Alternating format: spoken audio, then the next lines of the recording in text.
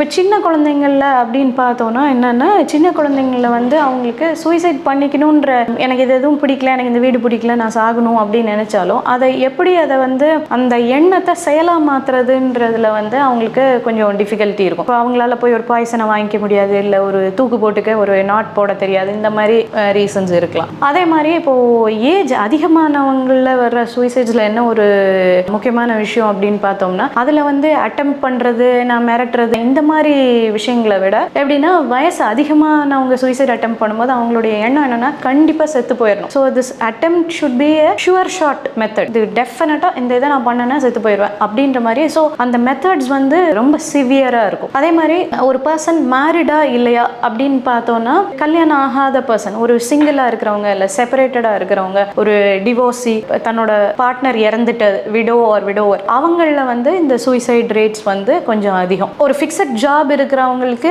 Suicide rates கம்மி, ஒரு நிலையான வேலை இல்லாத ஆளுக்கு ரிஸ்க் வந்து அதிகம்.